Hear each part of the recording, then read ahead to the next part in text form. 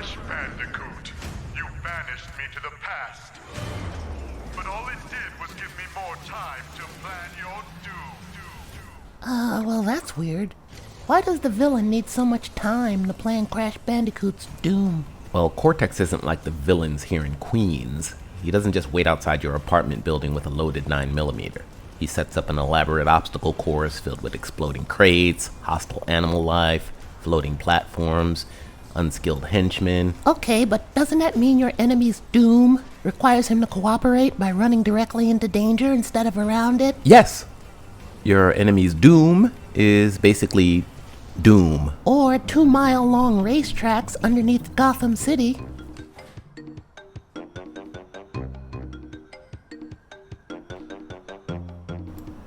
Greetings all, my name is Kontrol. I'm a professional artist, a huge fan of classic Marvel and DC Comics. You're watching the latest in a series of gaming pinup videos, so if you like what you see, think about hitting the like button on your way out and subscribe for more. This is a momentous occasion here at Kontrol Incorporated. The channel's about half a year old, so it seems appropriate to document firsts when they happen. For instance, last week was our first ever Star Wars video. So we made some noise about it. And today, Crash Bandicoot is our first platforming game, which is just astonishing considering how platform games have been a staple of video. Hey, wait. Yes? Kontrol, are you sure we haven't done any platformers before now? I could swear we have before. Oh, what? No. Wait. Research time! Apologies once again to anyone watching. Just like last week, we're about to waste your extremely valuable time with something that should have been done off camera. Okay, here are the thumbnails. Wow, how much are you paying YouTube to save all these files? Just read the list, Mello. Okay, going in order from the beginning. League of Legends, Overwatch, Brigitte, Resident Evil 2, Spider-Man, Destiny, Warlock, Destiny, Titan, Destiny, Hunter, Bloodborne, Halo, Final Fantasy X2, Overwatch again, It's high noon. Destiny again, Horizon Zero Dawn, Kingdom Hearts, Sora, Goofy, Donald, Ruby, Resident Evil 3, BioShock, Best drawing I've ever done. Mass Effect, Effect. Dead Space, Soul Calibur, Cuphead, Final Fantasy 15, Hellblade, Tekken, Batman Arkham Asylum, Mega Man, Ninja Gaiden, Metroid Prime, Dark Souls, Cyberpunk 2077, and Star Wars: The Force Unleashed. Well, that's settled. So, as I was saying, Crash Bandicoot is Kontrol Incorporated's very first platform game. Not so fast, Kontrol. What? Cuphead, Okay, it has floating platforms in it, and it's side-scrolling. but it's more about blasting than jumping and climbing. If Cuphead's a platform game, then so is Destiny. Metroid, Ninja Gaiden, Could be called platformers in their early 8 and 16-bit days, but this channel drew both as they appeared in their 21st century 3D-ness. and Mega Man. Mega Man?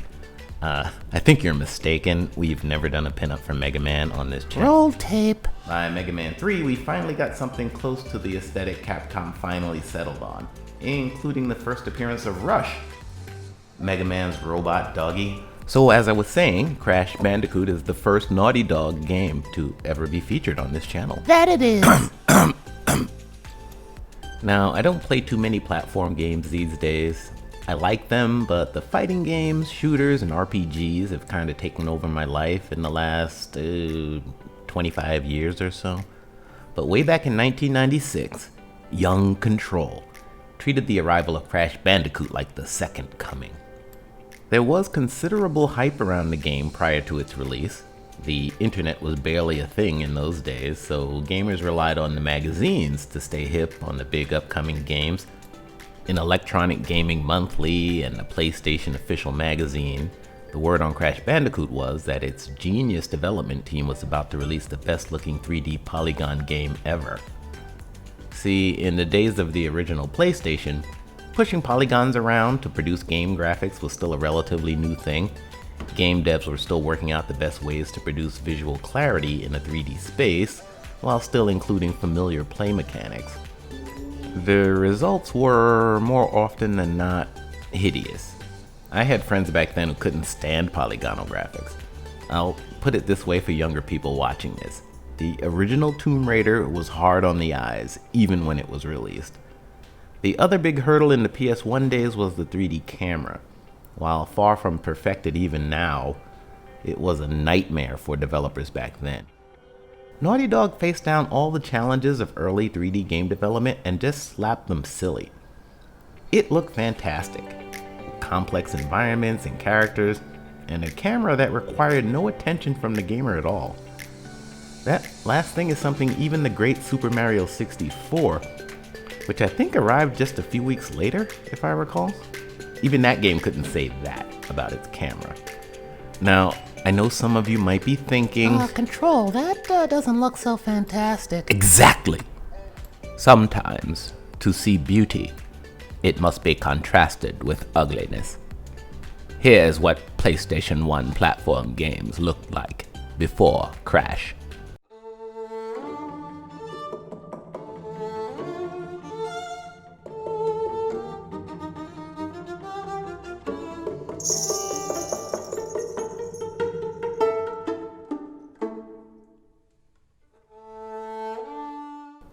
I will never speak again. Crash also controlled decently and felt very natural to play, which is no small feat considering platforming up until that point was always considered a two-dimensional side-scrolling affair, and the game had to be played with the PlayStation Cross pad. That's right, kids. Analog sticks hadn't arrived yet. Did humanity even have indoor plumbing yet? I thought you weren't going to speak again. Ha! Picture that. So Crash turned out to be absolutely great. Perhaps not on the level of my epic favorite, the godly Super Mario 3, but probably the best 3D platform game series ever.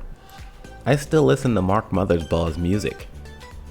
Now, Naughty Dog was then presented with a diamond engagement ring by Sony, and they've been together ever since. They went on to produce 2 Crash sequels and a cool Mario Kart ripoff. They produced stellar AAA games for PS2 and PS3, and absolute crap for PS4. That's a huge bit. What can I say? They're under new management. Crash Bandicoot has been handled by several different dev teams over the years with mixed results. The original 3 were of course remade a couple of years back with shiny new modern graphics, but most important of all, Crash Bandicoot 4 has been completed and is set to release in October. Why is this so important? Well, because I've based my pinup on Crash 4, that's why. Although being honest, I seriously doubt most people would be able to tell the difference between this, Crash, and Coco Bandicoot, and their remastered versions from a couple of years ago. I don't actually know if Dr. Cortex's Sky Sled appears in Crash 4, so its inclusion here is reference from earlier games. Yes, fans, I'm cheating. My pinup is not pure.